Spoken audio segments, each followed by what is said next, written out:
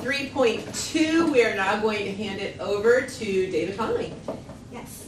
So I'll just introduce him really quickly. Beautiful. David Conley, he is the president of Rockmill Financial. He is our municipal advisor, our financial consultant, all the things. Springboro has worked with him for, I don't even know how many years, David, over 30 maybe? We don't want to age you, but about 30. And we also used him at my former district. So when I got here to Springboro, I learned that we had used him here too. I said, this is great. So instead of going through all the things that he's going to talk about, I'll let him do it because he's probably going to say all the things that I would say. So we'll just let you take it away and let him know what we're here for and what we're going to be doing. Hello. Good to see you all. You have no idea how hard it was to get here today. How many times have you heard me say that? A lot. I left at 4 o'clock again, and it took 2 hours from Columbus to here. It's just insane. So We appreciate you, though. So the rule is, if I'm going to be late, I have to buy dinner. Thank you very much for the dinner that we're having, and also thank you for volunteering to participate in something that's really cool. I'll describe this as really what's becoming a fast requirement for governments, to sort of lead the way into our next generation of governance across the state, if not across the country. So far, I would say there are about fewer than 10% of all governments in the entire state that have actually started to do this process. And I've represented every single government that's done it. So that's kind of the fun part of it. What you have volunteered to do, whether you know it or not, is to craft the future policies around how this school board and future school boards will implement taxes on residents of the community. And it might seem like total common sense that governments have something in writing about that. Like why should we tax you? What types of taxes should we use? Should we care whether or not people can't afford their taxes?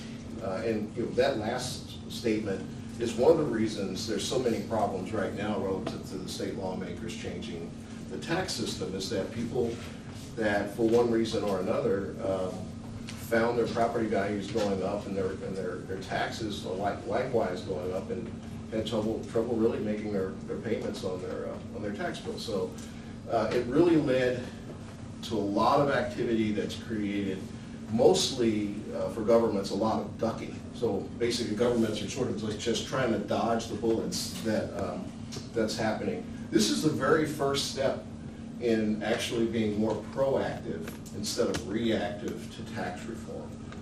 And what I mean by that is simply governments are taking control of how they're going to make decisions into the future about how they're going to tax their communities. For those of you that don't know me, quickly, I'm David Conley. I'm the president of Rockmill Financial. Rockmill is a government finance firm. So I've been working solely with governments for the last 37 years on almost anything financial in nature. So buildings, school buildings, we're involved here with the buildings here. But I also do a whole host of other things around governance. The goal is really, when I work with my clients, is to find a better way. Just simply, what's a better way to accomplish what we need to accomplish? And believe it or not, there are better ways, but not everybody actually uses them. So I spend a great deal of time working to create a better approach to those things. My primary responsibilities when I'm working in this capacity, so this is different than my capacity where I'm advising about how to finance a school building. This is where I'm advising on how do you just simply create a better management structure from a board perspective. This is a board-driven process. This is about governance. Before we go down that road, though, before we can actually even begin to talk about is it fair to tax people, how much should you tax them, when should you tax them, we really need to start with the question of whether or not the school district is behaving properly from a financial management perspective. So part of my responsibility before I start this is to review the school district's financial behavior. I go back 10 years.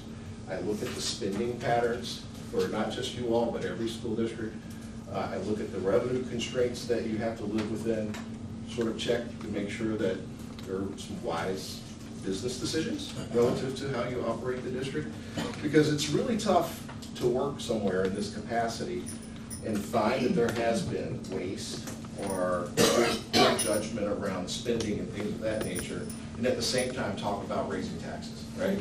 The two don't go hand in hand. So if there are some challenges from a financial management perspective, it's helpful to know that up front.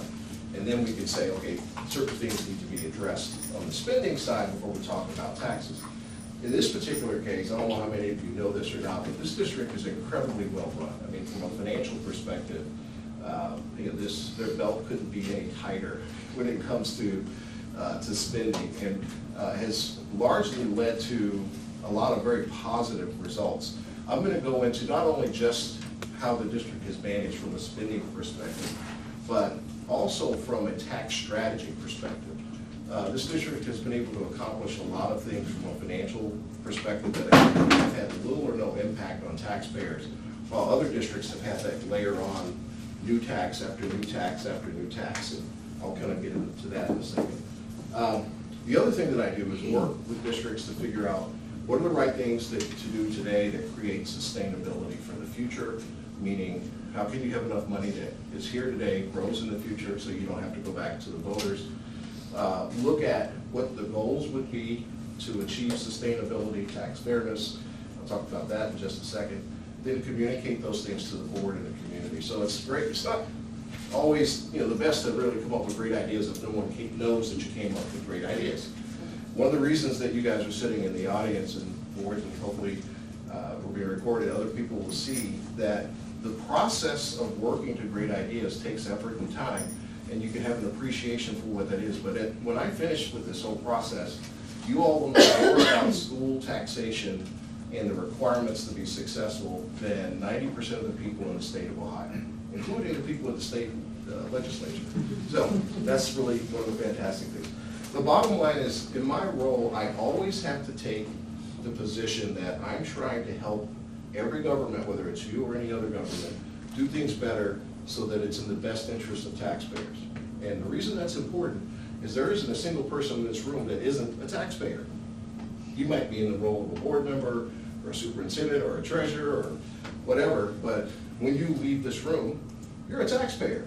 So every government needs to make sure that they're doing a great job to do that. Okay, so before this moment tonight, have any of you ever heard of a tax policy? It's rare, not too many. Corporations have lots of policies. There's just, when you get down to the local government level, there's not many of them. I'll kind of cut to the chase on this.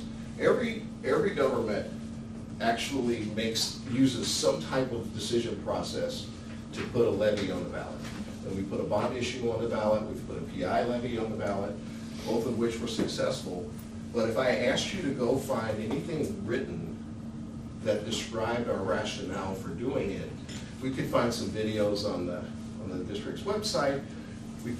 Maybe a few things in board minutes, maybe some presentations that I may have made, but there's not a single document that said, this is why we're doing this PI levy the way we're doing it. This is why we're doing the bond issue the way we're doing it.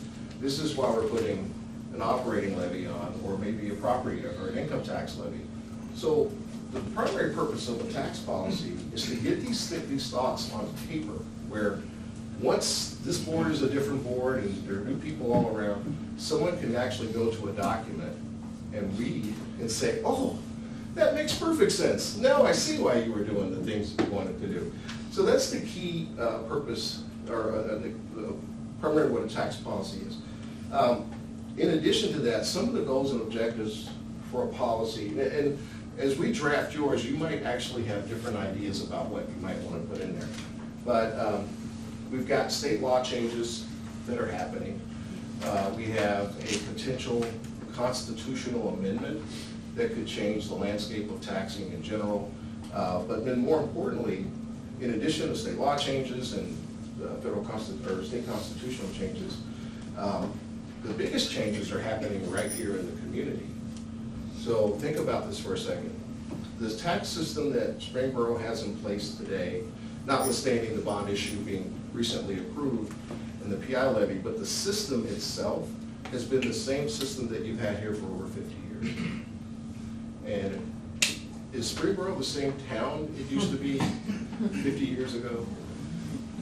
So we sort of, I'm not saying that what you have is antiquated, I'm just saying we need to check in to see if the system is right for the community, and what should you do for the future to make sure that the system in the future matches whatever the community looks like 50 years from now. So as a part of this process, we're going to be talking about in the moment, these are the things that might matter, but we'll be thinking about more of a global 10 years from now, 30 years from now, 50 years from now as well. So the policy should stand sort of the test of time. So what we're doing today should last quite a while into the future. In addition to sort of addressing those things, we want to make sure that whatever tax system, let's just say at the end of this process you decide that you want to do change things around. Some of the goals that should be important would be whatever you change around should help you not have to go back to the voters for a very long time.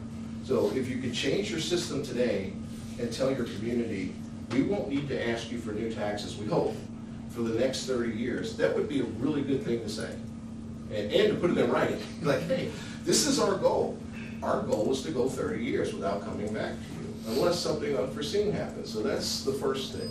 The second thing is, for those of you that are here now and will be here for the foreseeable future, is it possible for us to find a way to make sure that the taxes you pay are fair and balanced relative to everyone else in the community?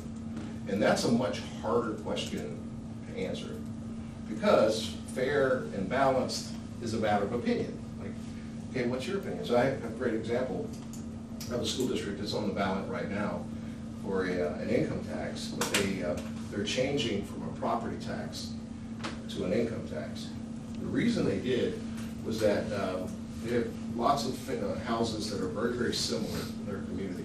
So side by side, you know, a house might be 200,000 and both houses are 200,000. So one person living in a house might be 70 years old, who's a widow, and is on fixed income, living right next door in the very same size house with a family of 2 and 3 kids that are in school.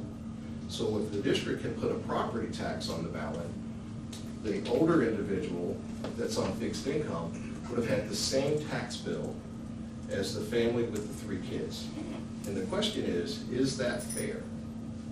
And don't answer that question. It's one for you to ponder, because I've had some communities where people are like, yeah, that's perfectly fair, because the older person's parents paid their taxes for the school and their grandparents paid, so it's just their turn to pay. I've got other communities that say, well, it's not really fair for somebody to pay for something they don't use. And so this is one of the challenges of developing some forward-looking tax policy, is identifying, in your opinion, for this particular community, what is a fair approach to taxing your residents. All right, so we are going to be making determinations throughout the process over the next 4 meetings.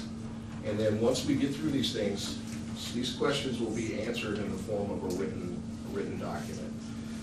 The first would be, what are the appropriate uses of taxes? And in a second, I'll talk to you about this, but many governments never actually break down what types of taxes should be used for which purposes.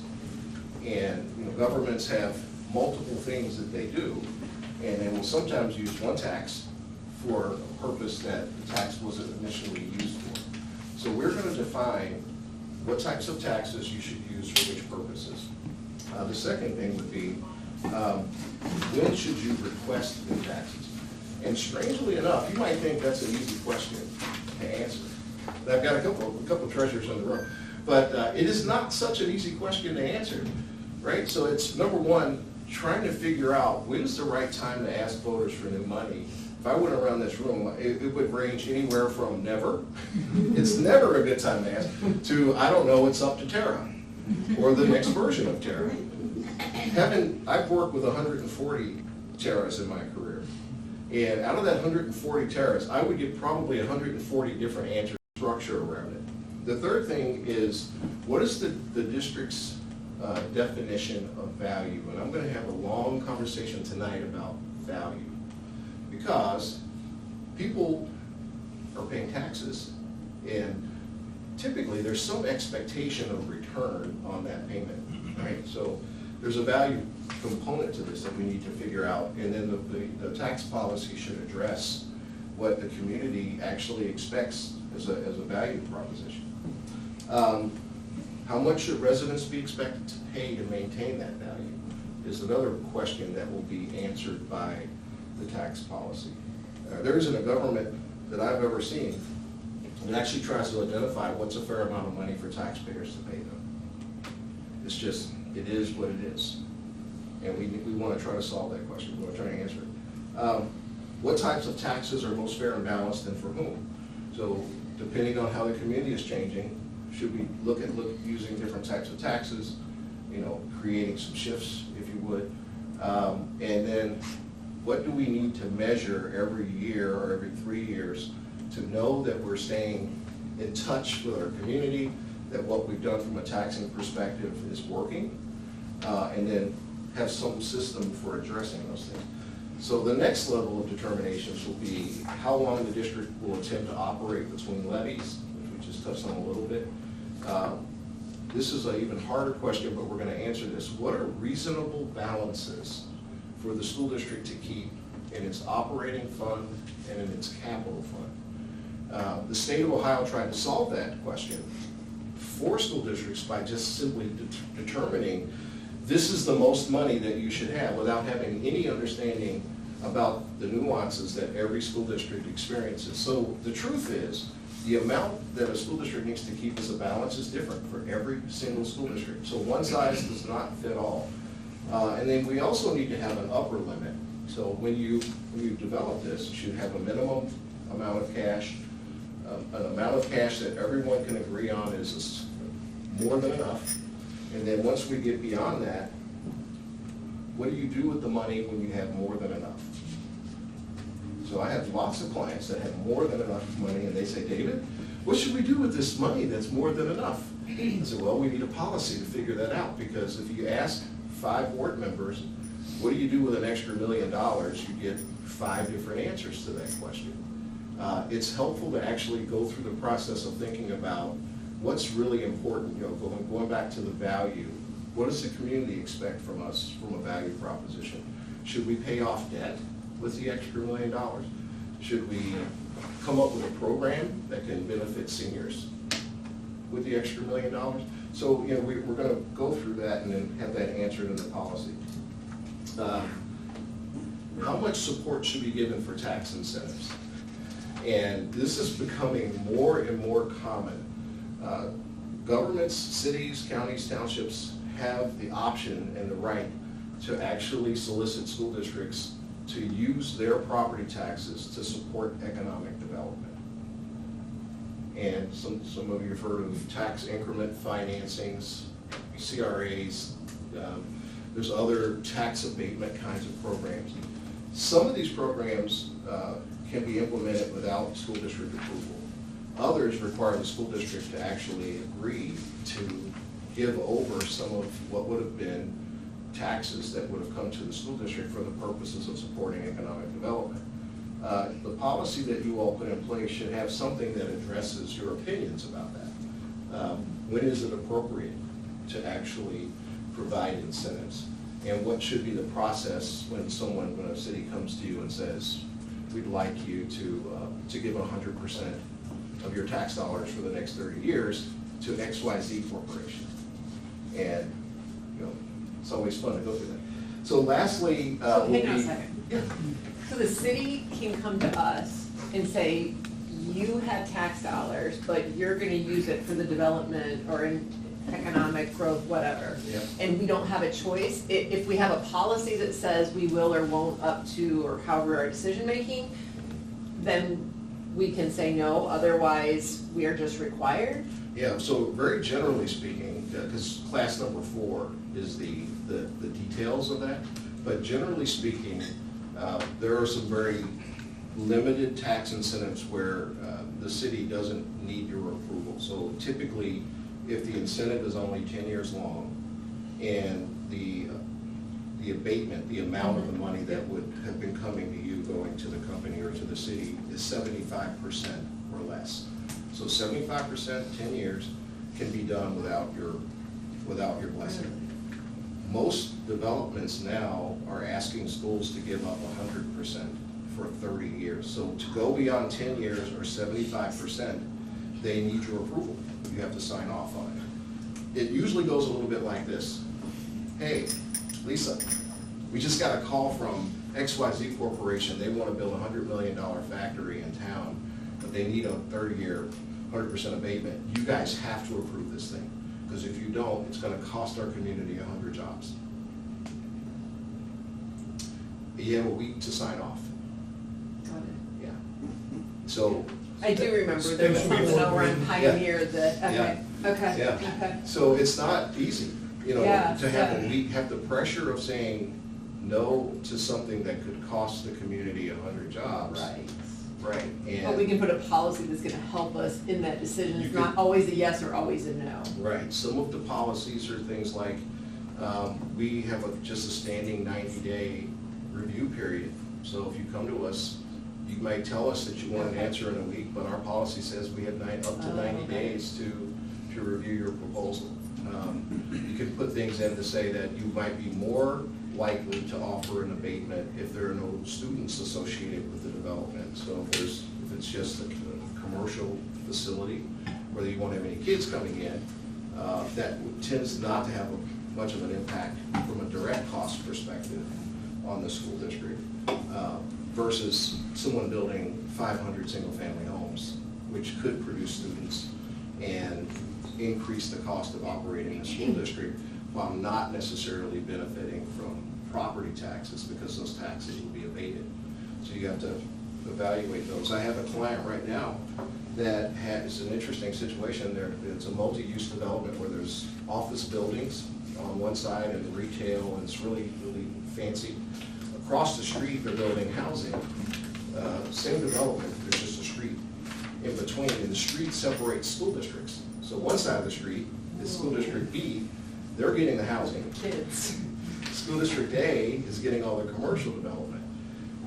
They were able to, the developer was able to negotiate a pretty friendly abatement. So the School District B, the one that's getting the housing, isn't necessarily getting any property tax income. So the thought came up, well, what if we used an income tax? What if we put an income tax on the ballot? We're getting 780 new residents in the school district, and these are high-end apartments.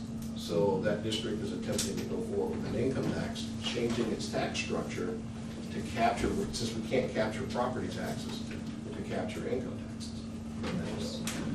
So the incentive, the language in the policy simply says, you need time to think something like that through, right? Whenever a proposal comes to you, you get your team together and think through the options. Without that, you're sort of at the mercy of, if you say no, then you're the bad guy, right? And this is sort of a way to protect you from kind of being pushed into a corner. It doesn't hurt, doesn't help either when the governor's like, we gotta have this project, you know, and you're like the last person between a big project and something else happening. But schools need that. They need to have something to keep them in shape. Okay, so enough about what we'll do before we get to the end of it. This is how we're going to do it. This is the first of 6 meetings. All of the meetings will be 2 hours long, but you will not let me leave at the end of 2 hours, so it's probably going to be 2 hours and 50 minutes. You're going to be like, David, just keep going. That's never happened, David. It happened last night. It happened last night. It happened. I've done this. You're my 4th meeting this week, and everybody's like, I get to the 2 hour point, and they're like, is there more? Is there more? Like, no, I'd like to go home. But we'll keep it to 2 hours. If it spills over, that's okay. The first meeting is tonight. We're going to set the purpose, kind of provide some context for you to understand what's happening in the district. I'm not going to talk about any tactical tools in a detailed way. No type of decisions will be made, other than I'll have a homework assignment for you by the end of it. The second meeting, a little more information. We'll start to look at what makes for good benchmarks for things to kind of track how you do in the future.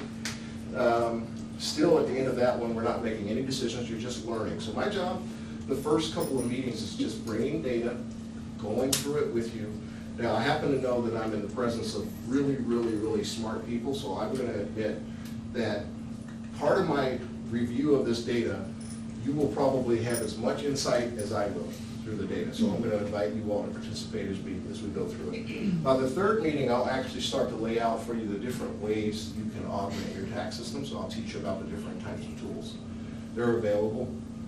And then figure out from those tools, would it potentially make some sense to change how we've been doing things for the future? And we'll start to evaluate the actual changes and how, like, we'll pick an example person in the community and say, well, if we try to use property taxes in the future, how would it impact that person?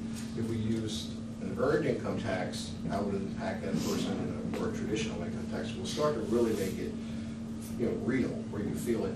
Then we'll move into making some decisions about steps into the future, and then I'll begin documenting in the policy itself the things that seem to resonate with you all from a direction perspective, and then the last meeting will be drafting the entire document. So, with that, is there a bottle of water? Yes. Yes. My voice. Here, I didn't look at. Sorry. Thank you very much. So very, very high level, while we're going through this whole thing, I want to,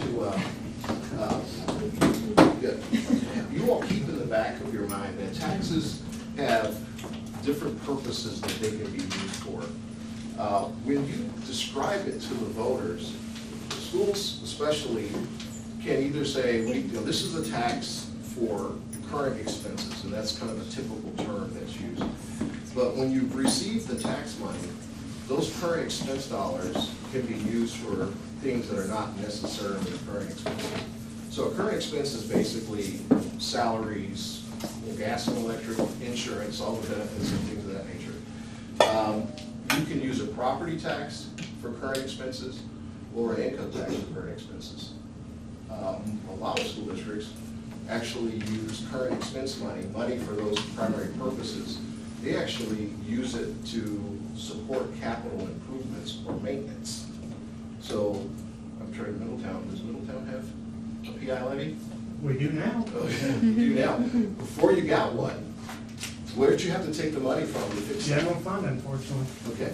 So, you get money, you get a paycheck to pay your teachers and pay the bills and stuff, but you need $1 million roof, and you don't have a separate tax for the $1 million roof. You have to start taking money away from the money that you use to pay your teachers to fix things. What happens when you do that enough times? You don't have enough money to pay your teachers, so now you have to go back to the voters and say, hey, listen, we need money from you to operate the district because we used $25 million over the last 10 years to keep the buildings functional. You would be surprised to know that most school districts in Ohio do not have a specific tax for maintenance, long-term maintenance. And those that do have specific tax for long-term maintenance, we call those permanent improvement levies. Most of the time, those levies actually aren't enough to support the maintenance of the buildings for the next 30 years. How much money did we get from our permanent improvement levy? Just under 2.8 million. Okay. And that was from the levy, the no increase in taxes levy from 2021. And it was, we had 2 mills of bond millage rolling off, and we were able to capture that. And so just under 2.8 million a year. So 2.8 million a year to maintain all of these facilities, plus the new facilities when they come online. Correct. I don't know anything about buildings and long-term maintenance, but my guess is $2.8 million probably isn't going to be enough over the next 30 years to keep all of your facilities, your parking lots, all of that in decent shape. Now, a lot of people don't really know how much it costs to maintain a building, a school building, but a roof alone is $2 million. For your high school, what was the cost on the? Oh my goodness, Scott would know. How much was our roof? I mean, it was, 900 and some. I mean, it was expensive. Right. It's a lot. Yeah, it's a I lot. mean, a school bus is 150,000. I mean, it's, Yeah. So as we go through this whole process, I want to begin to have you all think about, does it make sense, if you're building a system, a tax system from scratch, does it make sense to say, we really should make sure that we have something that takes care of the long-term maintenance of these buildings, so we don't have to go back. A, we don't have to take money from the operating account to supplement what we're spending from our PI levy. And B, keeping us from going back to the voters down the road for another maintenance levy to take care of the buildings. And then, that could be helpful. And you can use a property tax or an income tax for that purpose. Through this process, you're going to learn the pros and cons of each of those. The last one is large capital items, and that would be bond issues for school buildings and board offices and things of that nature. You all happen to have a tax structure that touches on all three of these, and that's really good, because I have some schools that have just operating levies, no maintenance, no bond issues. Typically, when a school doesn't have a bond issue outstanding, it's a signal that bond issues are 25 to 30 years in duration. If they're all paid off, they might need a new building sometime soon. And if they're already at the high end of the tax cost, and we'll talk about the tax cost model in a second, and they don't have a PI levy, and they don't have a bond issue, it's a big red warning flag saying there could be a problem for you down the road, and that's not our issue here. So our issue here is nothing. This is your tax model, what I call your tax system. Tonight is not intended to be the class on all the things that are in here. I do, however, want to point out very clearly, the blue lines represent the taxes that are in effect today. These are all property. Very top that says general fund. That one is not a voting tax. That one is called inside millage. And just know that you've got two types of taxes, primarily, big picture. The one that's granted to you by the state constitution, which is that first one. That's your inside millage. Voters haven't approved it, and it's just assigned to you at some point. It was assigned by the Budget Commission. That's also the one where the state lawmakers have just said to the Budget Commission a couple things. A, it can't grow very much anymore, and B, if they deem that you have, I like to do this, too much money, because no one is in charge of actually defining what too much money is. So in their opinion, if you have too much money, they can reduce that tax rate and take that money away from you, which is part of our policy is going to actually tell them how much we think too much money is, and we can find it out later on. So that particular tax is one that's granted to you by the state constitution. It stays at that same rate every year, 5.3 mils. As property values go up based on the limits now that the state has put in place, you can get a little bit more money every year from that tax, but it's really negligible. It's not a whole lot to support the district. The other taxes were taxes that were approved over time. 1976 actually was not a single election. Actually, it wasn't an election at all. The state implemented the new tax rule to protect property taxpayers from paying more in taxes than what they voted. So think about this for a second. When you vote for a levy, and that tax should cost you $1,000 a year, as a voter, that's what you approved, $1,000 a year. If your home goes up in value next year, you shouldn't have to pay $1,500 because you only approved a tax for $1,000. So the state, what was happening is that people were voting for taxes, and their taxes were going up, and they started complaining. This was years ago, this was before 1976. The state said, well, we're going to fix that problem. So when you approve a property tax, we're going to freeze how much it costs you. If it's $1,000, it will cost you $1,000 even as your home goes up in value. And the way we're going to adjust that every year is that if you look at, let's just pick one, 1988. In 1988, the voters approved 3.4 mils for a property tax. And let's just say that cost them $1,000 a year in taxes. As their homes went up in value, the state said, or the county said, well, if I keep it at 3.4, they have to pay more. So we're going to just keep dropping this tax rate to a lower number so that the total dollar amount is still $1,000. And that's our system as it is today.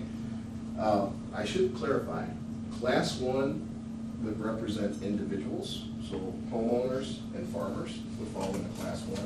Class 2 would be businesses. So we'll be referring to class 1 and class 2 through each of the sessions as we go out.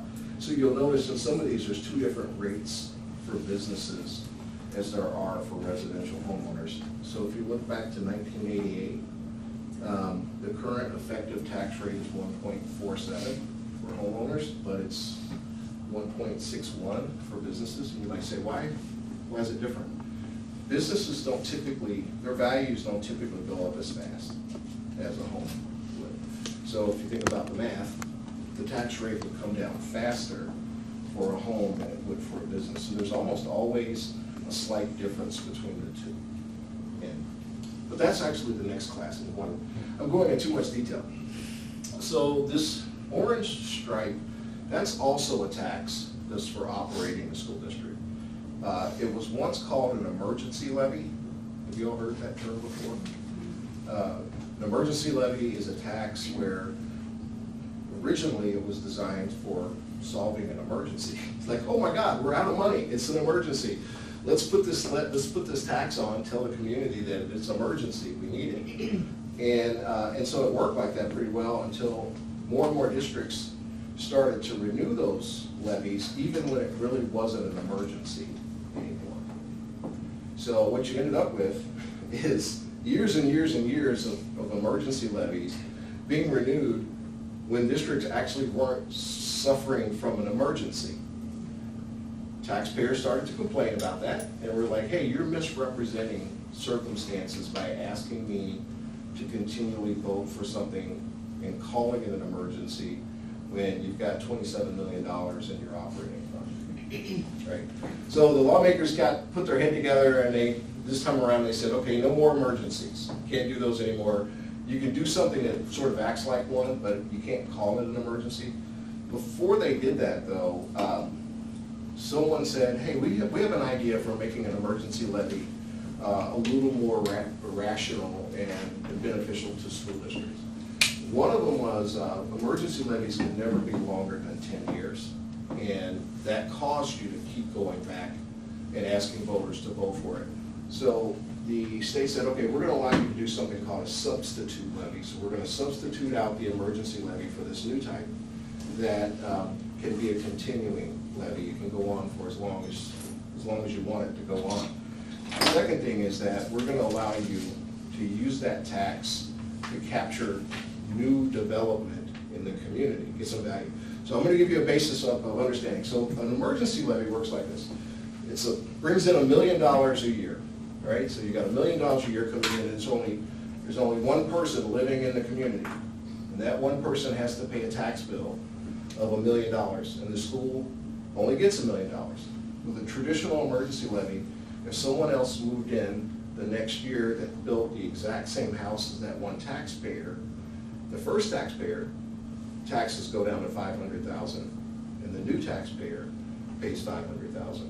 So the school still gets $1 million in total, but the first taxpayer, maybe they've been paying taxes for the last 10 years, they've paid $10 million in taxes, and the new guy comes in and gets a 50% discount. You know, not exactly good policy, right? But that's the way emergency levies work. So the state said, oh, we've got an idea. Let's allow you to do an emergency levy, turn it into a substitute, and if you're here, you're paying $1 million a year. The next person comes in, they have to pay $1 million a year. So they have to pay exactly what you've been paying. What that does is you don't get a tax break, but the next person has to pay exactly what you've been paying over that time. And the school district goes from getting $1 million a year in tax revenue to $2 million a year in tax revenue. Substitute levies are great in communities where new stuff is being built, because the tax doesn't get spread out by the new people coming in. The new people coming in have to pay what everyone else has been paying. So the fact that you all have that is a nice addition to your tax structure. I want to kind of kick in on that. So when it was an emergency levy, it was initially back in 2005. And that was because the emergency was that we had been growing like by 1,500 or more kids in like a 7 to 10 year period. And so we just kept renewing it and renewing it and renewing it, and then in 2013, it was actually reduced. For those of you that were here during that time, we were not here, but it got reduced. So the idea is all of those kids are still here today, so the emergency never went away. So it wasn't that we were just asking for money and the emergency's gone and we just keep asking for the money. The emergency never left, and that was the idea behind asking for it to be a continuing, while also capturing the new construction revenue as we continue to grow. Right.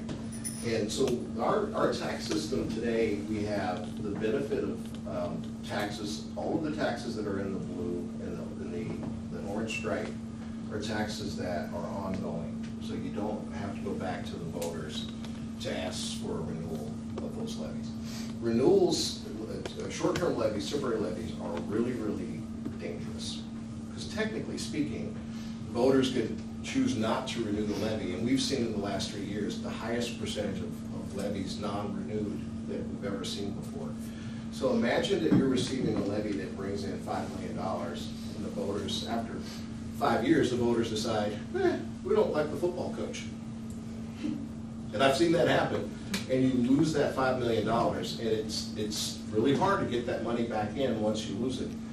When you're making plans around budgeting for the future, the district uses a forecasting budget to try to predict how much money that they have. They have to have enough cash set aside to protect them against certain risks that are out there. A risk that's sometimes overlooked in that process is whether or not you have temporary levies. So you should always have some percentage of your temporary levies set aside. We don't have to worry about that these days. Our substitute levy also is not subject to this thing called the 20 mil floor. And some of you may have heard of the 20 mil floor, or may not have heard of the 20 mil floor. But remember I talked about the rule where the state said if you're paying $1,000 a year, we're going to reduce the tax rate so that it's always $1,000 a year. Well, it's only that way until all of these tax rates add up to be the number 20. And when it reaches the number 20, the state says no more reductions in the tax rate. It's just going to stay at 20. And as your home goes up in value, that $1,000 goes up to $1,010, $1,000, and it starts to creep up. This district is at the 20 mil floor currently, but the law, the tax reform that's come around has said we're going to change it now, where you have to add this substitute levy used to be. Is my mouse on the screen? No. Ha, no wonder. I'm like pointing this stuff on here, and you guys are like, "What's David doing over here?" That orange stripe initially was not included in the 20 mil floor. So when you added all those numbers together, it didn't get added into the 20. And now they're saying you have to add it into the 20, which would lift you off the 20 mil floor. Tonight is not the lesson on that. All I'll point out is the 20 mil floor, when you're there, allows the district to get more tax income, and it helps it to be sustainable long term. If you're not at the 20 mil floor, you're basically, what someone called it last night, you're on fixed income. Meaning, the school district's property tax income isn't going to grow from property taxes alone. It's just going to stay the same. I also would like to point out something here. These levies, the last time you had new money was 20, it's in here. Yeah, it's been almost 21 years. 21 years. Mm-hmm. When voters approved property taxes 21 years ago, those same dollars, give and take a little bit, because we get the 20 mil floor, are what the district's living on. So you all are living on fixed income based on income set 21 years ago. Think about that. And it doesn't have any ability to grow for inflation. It hasn't really for that period of time. So would any of you take a job where the employer said, hey, we're going to hire you and pay you $100,000 a year, but you're not going to get a raise ever? Ever. That's what you have. You have a tax system that's based on a paycheck that your employer, your taxpayers agree to pay you, but it doesn't have any type of raise system built into it. The only way you can get a raise is to ask your boss. You have to go to your boss every so often and say, that 100 grand you gave me 20 years ago is not cutting it, I need a raise. So that's the current structure that you have, and it makes it a little challenging. So we have on our operating side, a reasonable, I mean, we'll talk about the pluses and minuses here in a second, but we've got a reasonable structure, but it's fixed income, it isn't growing. In the green, these are our maintenance and facilities taxes that are outstanding. The permanent improvement levy does go down every year. That example of keeping your taxes at $1,000.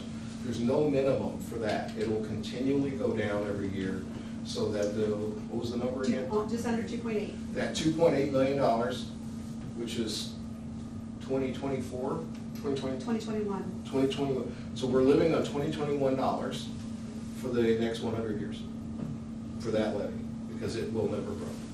So as we think about tax policy, should we think about, is there a way to change that so we have some growth so that we don't have to come back to voters? The bond issue is the bond issue. It's paid off at some point in the future, and then we move on from there. Changing this real quick, I just wanted to highlight when the laws go into effect for the tax collections next year, this substitute levy gets added, and you go approximately up to 24 mils. There's a lot of nuances. Just know that you won't be at 20. It'll be higher than 20, which means you'll go back. That blue box on the left is the one I want to talk about. So from a tax policy perspective, is it or is it not a good idea to try to have income coming into the district that adjusts for inflation? That, you can answer that one. Makes pretty much common sense. You currently don't have it. The second thing, should you contemplate trying to address the long-term maintenance? You may not necessarily need maintenance dollars today, but I can assure you 10 years from now, you're going to be saying, man, we could really use some extra maintenance money. Addressing that. You've already addressed the other two things, which are always a challenge. All of your taxes are continuing, and we've dealt with the capital expenditures are all checked the box. So your tax policy really should be focusing on maintenance and inflation growth, if you can get there. So, how do voters feel about you? I don't have a way of putting a hidden microphone in the many houses that are in the community. But I've been to enough board meetings to know there's a lot of different opinions about taxes in this community, and people don't like them. But I will point out, so this is the election history only for operating levies. There's a couple of permanent improvement levies in here going back to 1985. More defeats than successes. So 44% overall success rate. That doesn't mean that you won't be successful in the future, and I will point out the last several years we were very successful. And it's that's a testament to the board and the folks that are here. But part of the process of developing a tax policy is kind of getting your hands around, are voters more supportive or less supportive of us over time? And 90% of the clients I work with, it's like right near the middle there. But in putting together a trend line as to whether or not your community is overall, over this time frame, more or less supportive, simply based on the percentage of yes, so 70% versus 51% over the time frame. That trend line shows actually growing voter support in this community, as a trend. That's good to have. Also good to maintain if you can keep it. You want to kind of keep that momentum going. The last few elections have gone really well. We didn't put the bond issue on here because we're really focusing on the longevity of operating the district, not so much building school buildings, which happens every 20, 30 years. But this is a real positive. And knowing that going in lets us know that we have to really be careful with our voters to maintain the support, and we may be successful getting some goals. I always say to my clients, I've got two circumstances. One where you have this trend line, if you have to do something important from a taxing perspective, it's always better to do it before the line starts to go in the other direction. So if someone says, David, should we wait 10 years to address this or do it now? I would say I would do it now because, you know, the trend looks pretty doggone good. 10 years from now, if it starts to go this way, we might be backpedaling a little bit. So that's kind of our valid trend. Where are we on here? All right, good. Almost at the 1 hour mark. So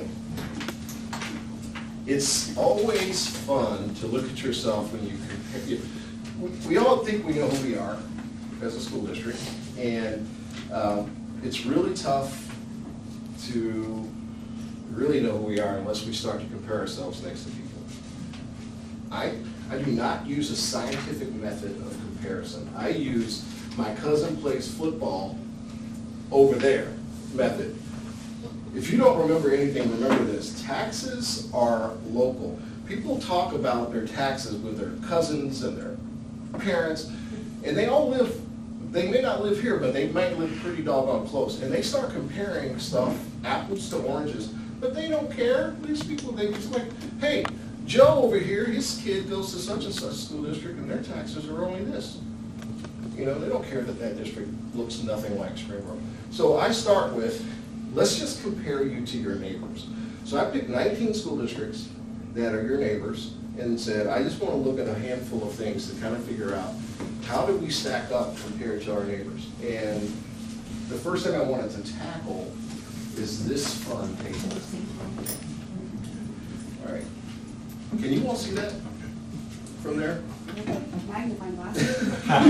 It's a lot of information. Okay, I'm going to start with what it is and what the result is first, and then we'll go through the detail. 10, 12 years ago, I was looking at the formula that the state was using to figure out like how expensive a school district is from a tax perspective. So I actually got the state to send me their formula. And it was this long, and I'm like, what in the world is that? They were like, oh yeah, it's got all these things there. I said, there's an easier way to do this. I came up with a much simpler way. Okay, let me pick the median home with the median family, calculate their median property taxes and their median income taxes if they have it, divide that total cost by their family income, because you know, if your taxes are $4,000 but you make $200,000 a year, it's a lot more affordable than if your income's $50,000 a year. So that far right column is what percentage of your median family's income is coming to your school district compared to all these other school districts. And I should say, your rank actually got better from the last time we did this. I think you were fourth last time. You're 3 now. Let me also say, we're the 3rd lowest. We just passed the bond issue. This is including everything. The PI levy. Back to the point I made earlier about the district's financial management and tax planning.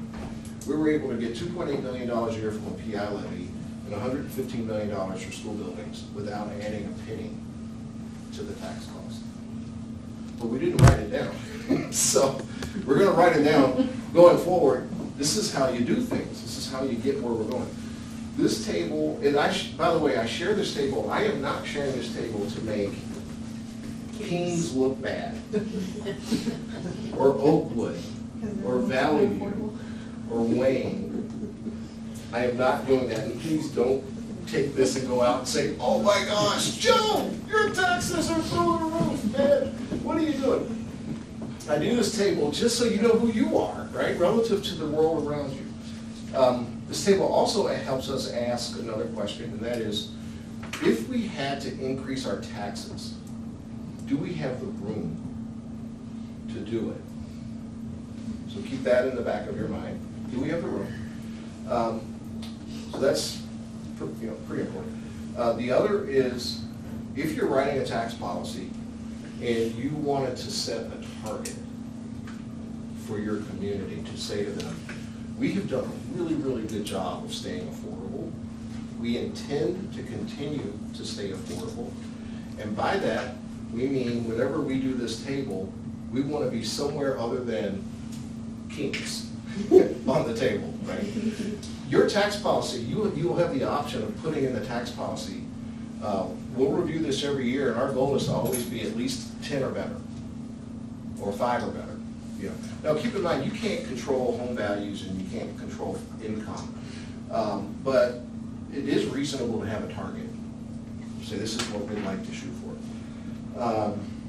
The other fun thing about this table is this table is only the cost side. This is where the class tonight gets really challenging. This is the cost side of the ledger. So you're going into a store, someone says, hey, pay me $4,122. And you say, okay, great, here you go. What do I get for it? So every one of these people is paying money and they're asking, what am I getting for that money? What is your value proposition? I don't know that academic excellence is a value proposition for every school district. I don't know that. But I just thought you should have an idea of where you fall in the performance index. So the performance index is a long definition. I try not to actually recite it every time. I just put it on the screen. No, I know, Carrie, this is the percentage, it's not the score. I got called out at the meeting the other day. And I said, is the score ranking any different than the percentage ranking? They're like, no. I'm like, well, leave me alone then. So here's the point. You're the least expensive, most affordable district with the highest performance in the region. Every district that's on here, by the way, where's Kings? 7. Number 7. If, not throwing anybody under the bus, but I'd be like, if academic performance matters, why am I the most expensive school district and I'm only showing up at number 7? I'm not suggesting that you all should be saying that your academic performance in that paragraph that you're accomplishing incredibly well with all the kids across all the grades, 3rd grade and above, is a value proposition, but it could be. It really stands out as a really reasonable thing. But the next time you talk to your goals, I have some clients that are number 20 on that list, and their value proposition is our athletic facilities are fantastic. Our football team is a great football team.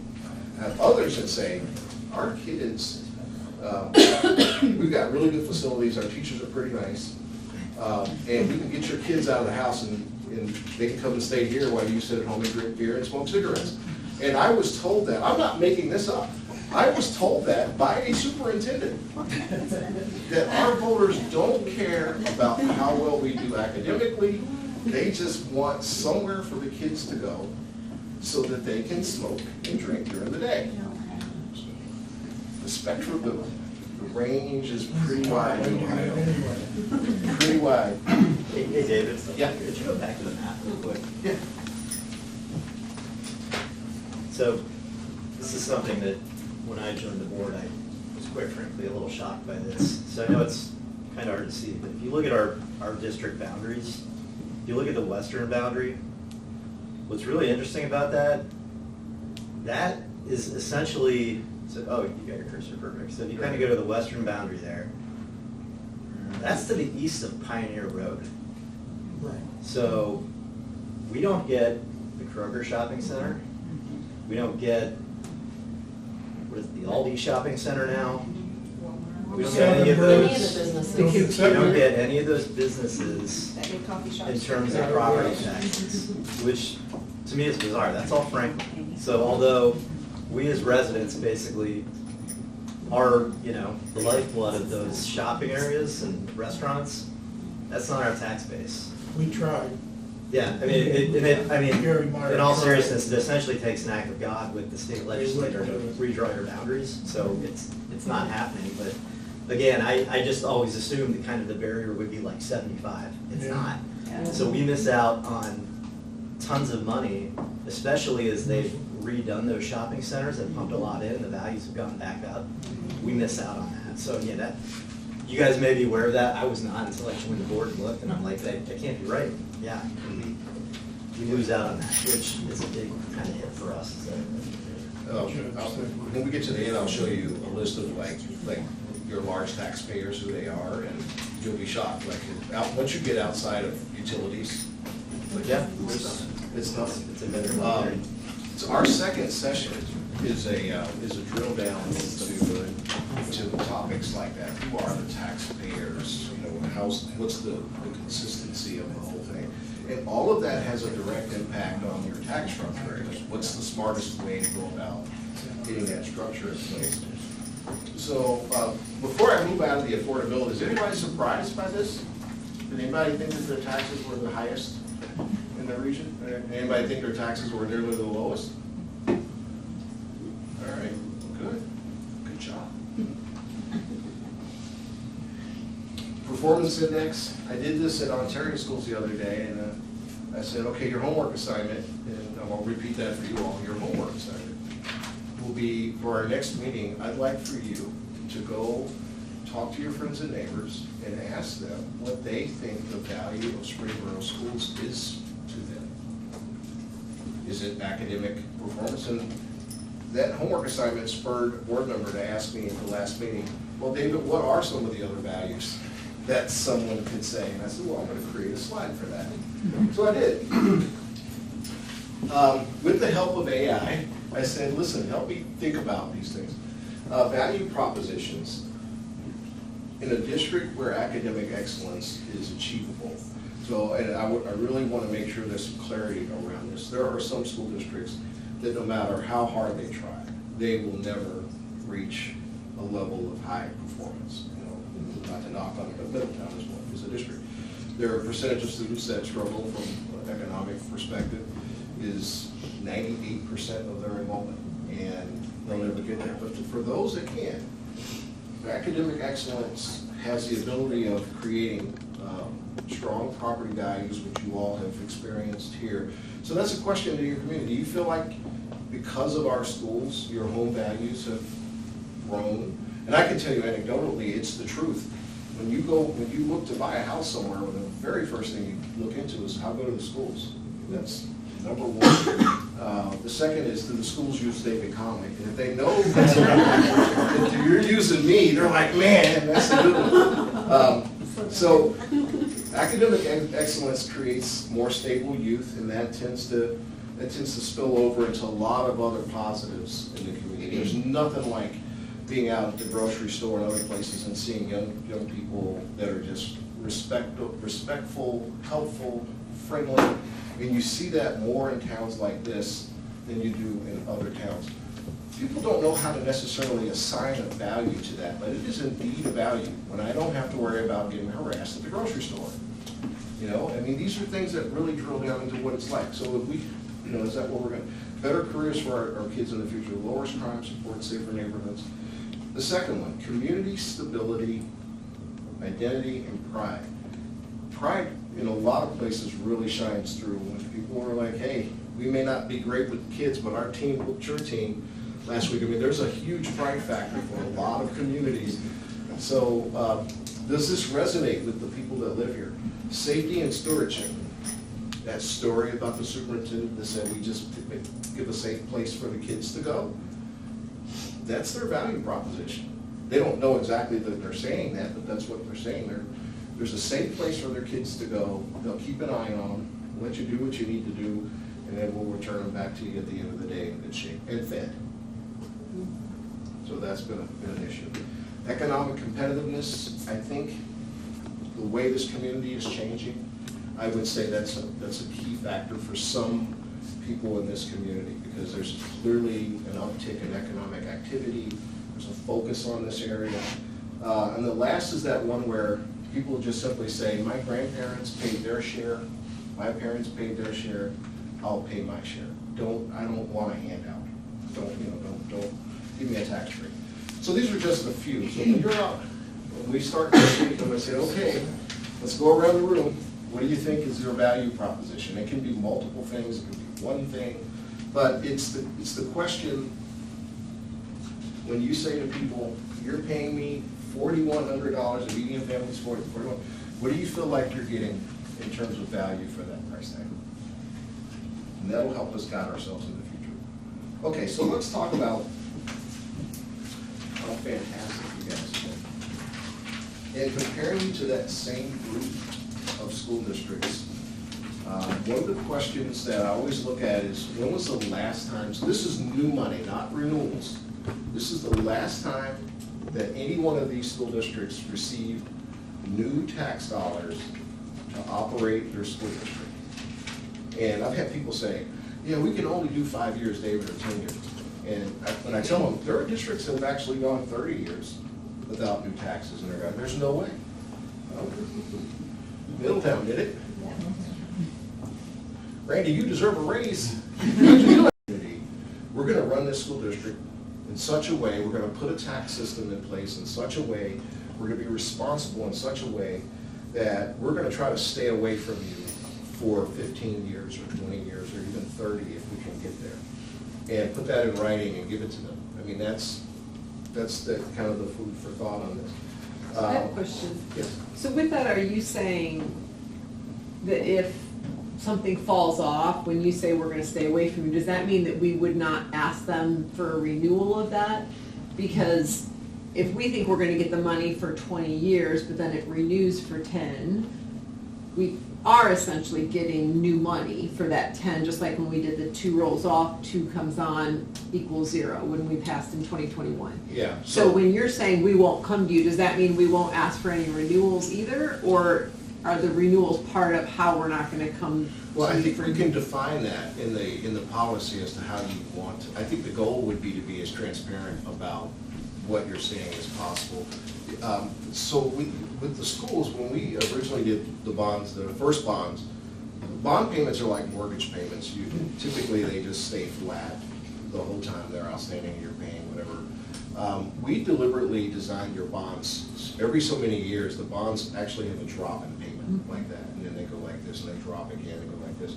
Each time they've dropped, your taxes, for example, would go from $1,000 down to $500 based on the drop. What we did was go to the voters for the PI levy and said, your taxes are gonna drop down to $500, but would you mind giving us a PI levy that will equal that original $500? So you're still paying $1,000, and we're gonna use that extra $500 for maintenance. That is a tax increase on the back of a tax decrease.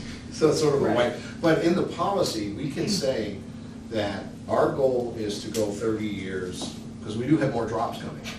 Our goal is to go 30 years without any true new tax increases that would be in addition to that type of a structure.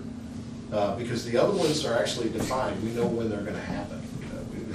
So we could say, not outside of the drop that will happen in 2028 and 2032, we will not have any new taxes on top of that.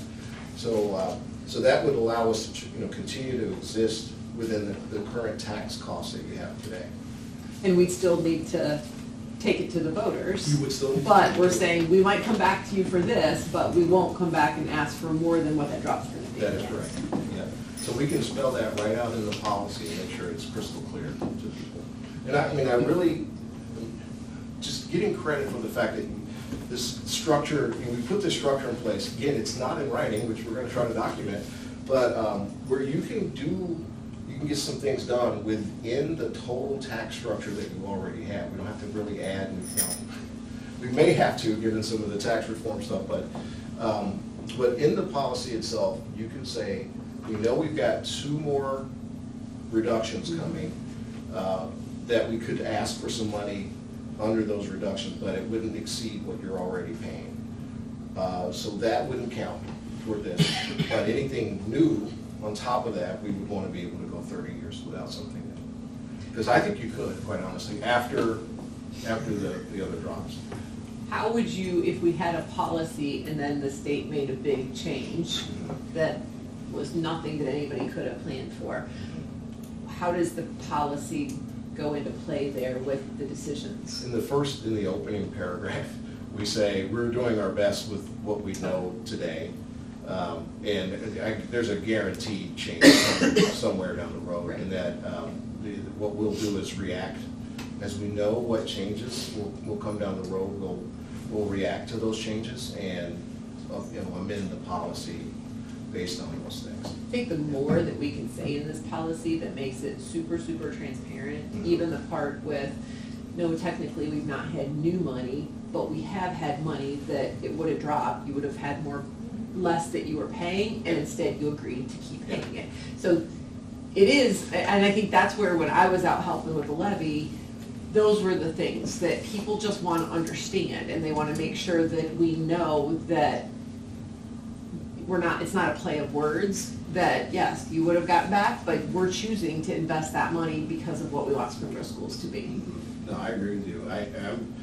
I'm a huge advocate for tax fairness. I'm gonna make sure that people fully understand. And I tell everyone, when you go through this whole process, people learn and realize that you really haven't, you're not lying about anything. I mean, you're really trying to do your best work for them, and this really helps them see that you are. But saying more about it is better than less, because what we're creating, you all have really gotten your tax system nearly perfect, notwithstanding the law changes that took us off the 20 mil floor. So it's like, I tell people, it's like grandma's apple pie recipe, where we built this great, we had this great apple pie that's been built over the last 30 years. We just didn't write the recipe down. And when you guys are gone and I'm gone, by the way, there's nobody else like me to replace me down the road. What the heck happens when new people come in? You got a Maybe new you can treasurer, fix that, David. new superintendent. Yeah, you get all these new people that don't have a freaking clue, and they come in and screw everything up. And I'm working with places right now that exact thing happened, where people are doing all sorts of things that they shouldn't be doing, and they're like, we didn't know. Okay, well, we're gonna fix that. So that's a really good point, and we'll bring that out. But I think it's also, back to Kings. So Kings, most expensive, shortest time frame between last levy. They could use some work with it. But yet, when I spoke to one of the state legislator people about before the vote in November, that's who they told us to be like. Like Kings? 100%. See, that's what I mean. 100%. They have no idea what they're doing. Like ridiculous. Yeah. Like where they. It should be the other way around. Yeah, how they're Yeah. performing and what they're paying Yeah. is ridiculous. Yeah. So there's a lot that people could stand to understand. And they don't know how to say no. They have great taxpayers. Right. Yeah, they passed it Yeah. again. They do, I would love to know what their taxpayers perceive as the value that they're receiving for, because it's not obvious to me, but is that politically correct? Sounds good to me. All right, so in addition to the state lawmakers saying that people are being taxed too much, they also said that school districts were hoarding cash. They were stockpiling money. Let me add a word, stockpiling taxpayer money. So two things are wrong. No, they weren't stockpiling anything, and B, it's mostly not taxpayer money. It's money from the federal government, the state government. The taxpayers in most cases make up less than half of these numbers, and I'll have your numbers next time we meet, and you'll be like, oh wow. So Valley View leads the pack. So I always kind of look at, okay, Valley View, I don't want to pick on Valley View. Maybe I will. Okay, number 18 in the cost category. Number 13 in the performance index. But they're sitting on the most cash of anybody in the region.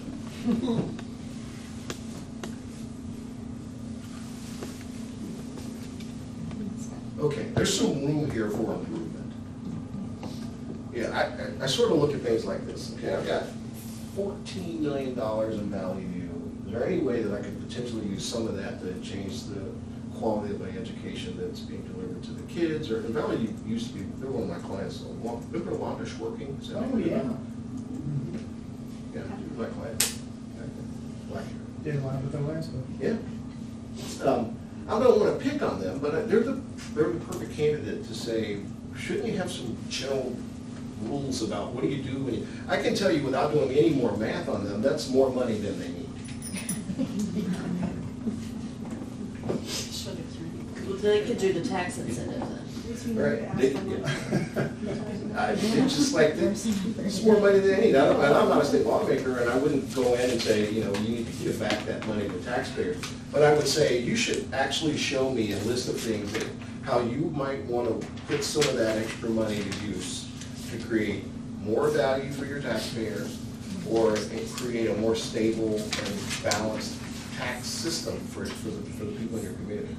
But the reason that I put this table up here is that you guys are currently at 70, well, this isn't current.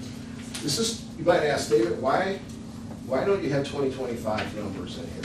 The answer is, when the state lawmakers started targeting balances and saying, okay, we're gonna take your money away from you, schools started hiding their money. Like, scooting it over here. Or I should say, allocating it differently. We didn't have any money to move.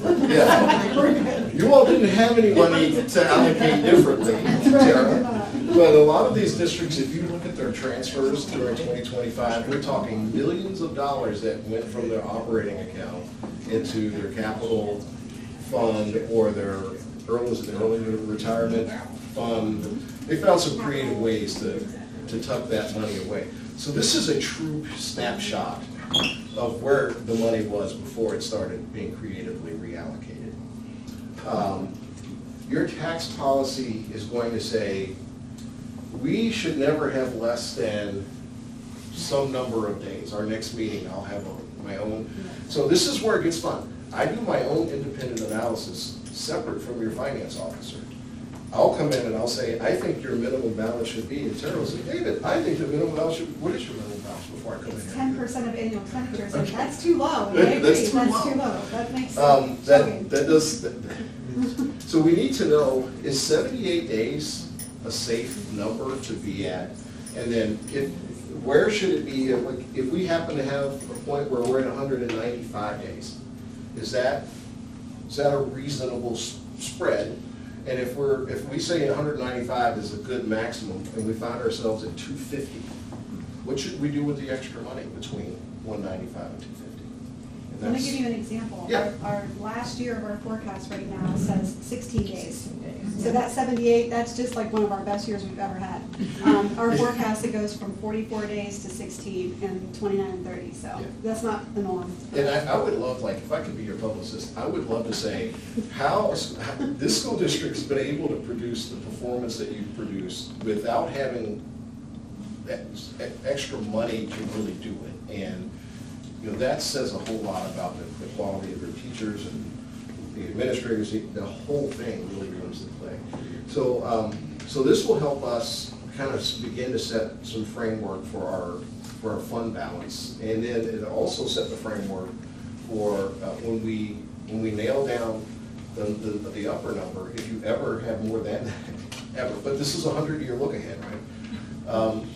Let's say that Nexus Pipeline decides that they felt really bad about the amount of money they cheated you out of, and they decide to give you a $10 million reimbursement.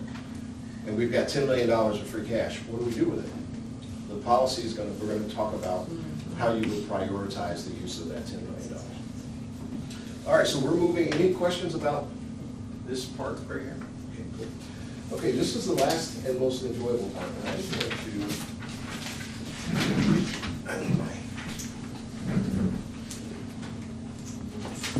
All right.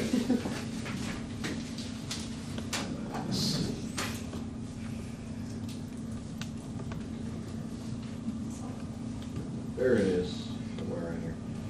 Okay, this is a table that highlights the changes in the various demographic measurements for your community. I went back to 2010.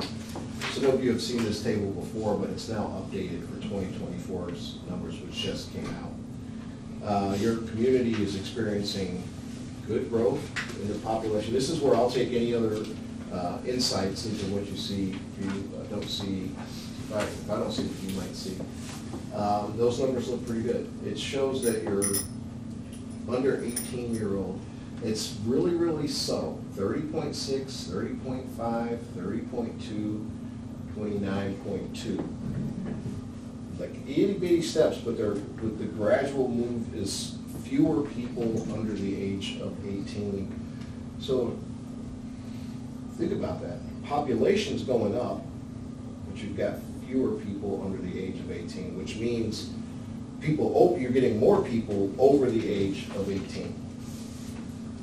And you come down, we look at the median age, 37, 38.7, 38.7, 39. That seems to jive with the fact that we're getting people that are coming in that are older. The other fun thing, male versus female in our 18 and over population. 48%. So typically, it's kind of funny, it's holding steady, but sometimes when you see communities start to get older, the difference between the women and the men starts to change. Somehow, some way, men seem to disappear at like the age of 70, and the women are just rolling right along. It's like, what's going on here? But you all haven't quite hit a tipping point yet, but I can tell you that if the trend lines continue, you're going to see a decline in the number of men in the population and an increase. It's really not that difficult to understand. What are you saying? We can talk At after. some point, we want to check out. I did do some other research and found that, okay, here's a trivia question. Who is, between male and female, who is most likely to vote yes for a school tax? Women. Women. Women are like 70% more likely to vote for a school tax. There you go. So that's why men don't live as long They have as like a big football game on. So then we get to the 65 and over. Do you see a trend? Oh, yeah. There's that, yeah. 65 and over. So fortunately, these numbers aren't through the roof, but if you were predicting, using predictive analytics, it would suggest that you're on a path for an older community. We get down to the total number of households. Households are growing pretty significantly, pretty much in step with what we're seeing on the population. The number of people per household sort of like hanging out around 3, no big changes there. I double checked the households with your renter occupied housing, which is another indicator of either a decline in income, like it's a wealth indicator in some cases. In other cases, it's an indicator that the community is getting older. So as a community tends to get really old, these numbers are starting to go up because people will be moving out of their homes and they typically look for rental, but these numbers suggest that everything is pretty consistent for this point. The number of people with a bachelor's degree or higher actually went up pretty significantly in the 2020 census. It's down a little bit in the estimate for 2024, but this is a pretty high number. The correlation tends to be the more people you have with college degrees, the more likely they are to support and understand school taxes. The second is that they tend to make more and more money. I mean, the higher degrees tend to, I always tell my kids, like, college degrees, you make more money, get a college degree. Your poverty numbers are really, really low. But I also want to point out that 1.8% still means that there are people in your community living at or below poverty. So we always have to be aware that there are people that have a hard time making ends meet. Let's take a look at household income. Those numbers were up from 96,000 up to 138,000. I show the percentage change for each of these cycles, up 18%. That's a reasonably decent increase, considering we've got a recession in here and COVID and so forth. Then we come down to the part that I find more enjoyable, the number of households that make $200,000 a year or more. Now, 11% is high for most communities. Let's just start there. But the fact that we went from 11% to 30% in just this time frame for we're talking 14 years or 24 years. 14? 14, yeah. This is a huge transition. Very. Is that an inflation adjusted number or no?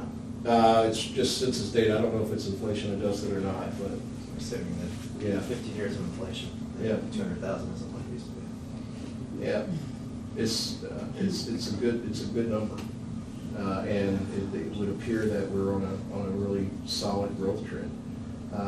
Median home values have likewise gone up. So here's the thing that I want to point out. Imagine that you are that 70-year-old person that I spoke about that's on a fixed income, and your income isn't even growing at the rate that these are growing, but you've experienced this. Is it likely that you're more sensitive to property taxes than not? And so it's like, it's always good as a part of our process to say, okay, every year, we really need, the census will update this every year. It comes out like right around now. I think these came out maybe 2 weeks ago. So that's, this tells me there's likely some sensitivity here, especially if the school district is at the 20 mil floor, and that's where you were, and that would drive it. Okay, now let's drill down a little more. People that receive Social Security, so you're about a quarter of the community, a little over that, yeah, 27%, 26% of, these are people that may or may not be 18 or over.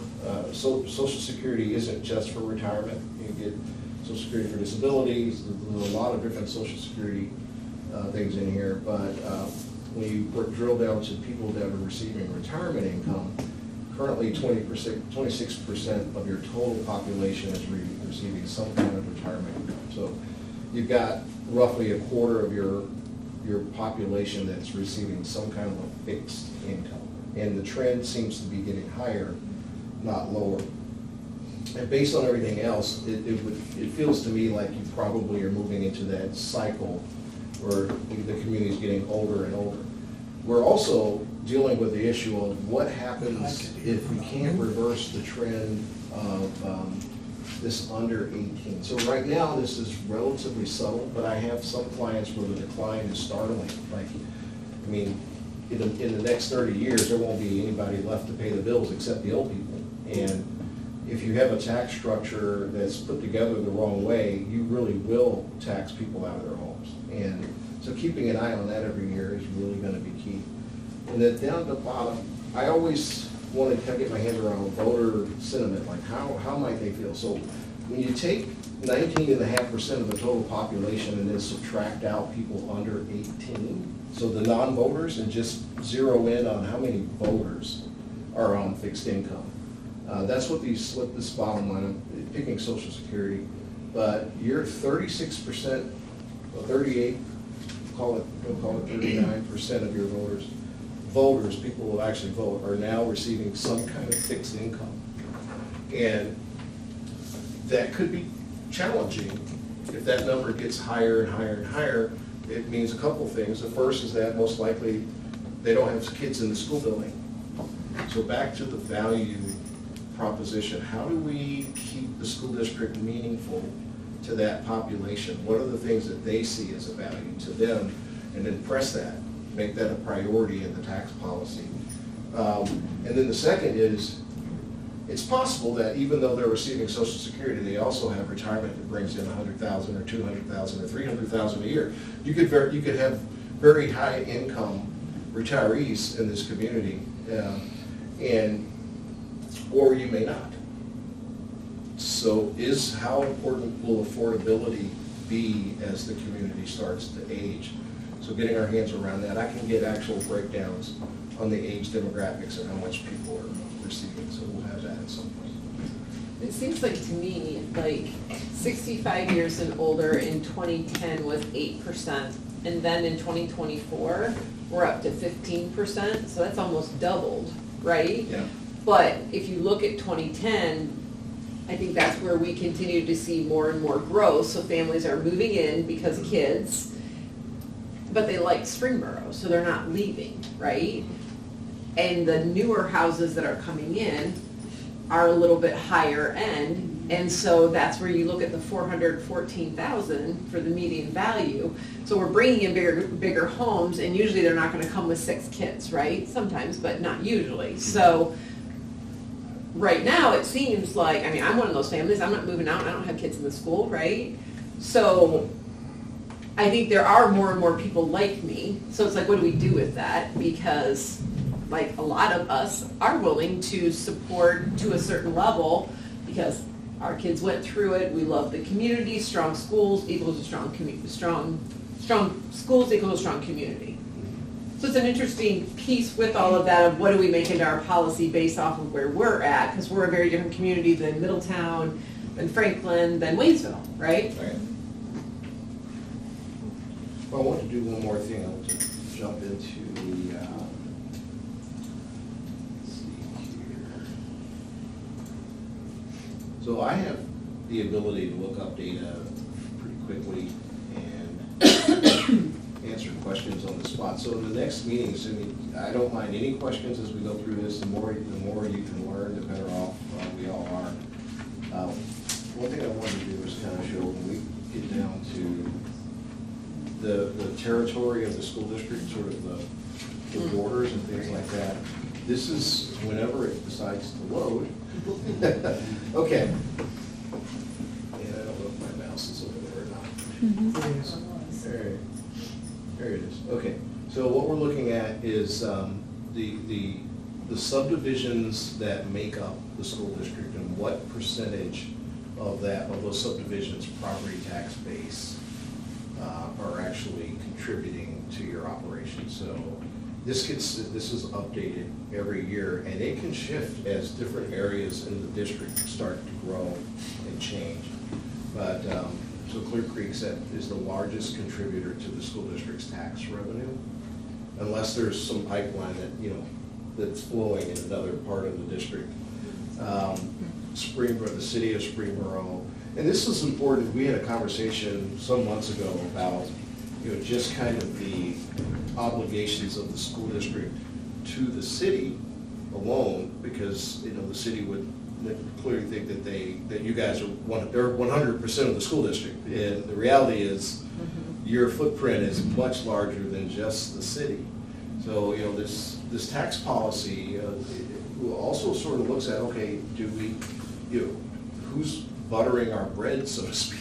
It's not necessarily just the city that's a key contributor, but keeping an eye on that. So that's one thing that's kind of neat to know. The other is who are the largest taxpayers in the district. And did we do this at the last time when we went? All right. So these are the total taxes that are paid by these taxpayers. I think. Including the school district, but it could be going to the county and to the other governments. But let's go down the list of the largest taxpayers. So Duke is number 1, Texas Eastern number 2, Vectren, Texas Gas, Eastern Gas, Pipeline, another gas, and then we finally get down to this one. Falls at Settlers Walk. You guys know anything about that place? Is that, what is it? Is it like market rate or retirement or? Oh, no, it's in higher end apartments. Okay, the higher end, okay. This is the percentage of contribution to the district in terms of their percentage of the tax values. Pretty small. Dayton's in here, they're small. Springboro, senior, would that be a senior living center most likely? But very small. Broadstone KBC portfolio, that could be anybody, unless there's a Broadstone in the room. But here's the thing that really stands out. These percentages are relatively small in terms of how much it's contributing to the district. The reality is most of the property values coming here are homes. So you're heavily weighted toward residential taxpayers. And there's a pro and a con to that. Back to that story of the emergency levy where it's $1,000 and then someone new moves in and it drops down to $500 each. Well, with a substitute levy, it's $1,000, but, you know, instead of getting a big corporation that comes in as the next big taxpayer, it's just a house. You know, it takes a bunch of houses to make one big company. So property tax alone is really gonna be difficult as a solution, long-term solution to the district's sustainability unless there's some major development that sort of happens in the big picture. The other side of the coin is, in our fourth class, we're gonna go into how income taxes work. You all might be surprised to know that businesses do not have to pay school district income taxes. It's only on the folks, just individuals that live in these neighborhoods.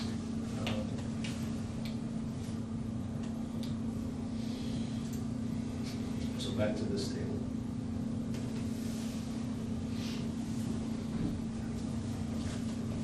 There we go.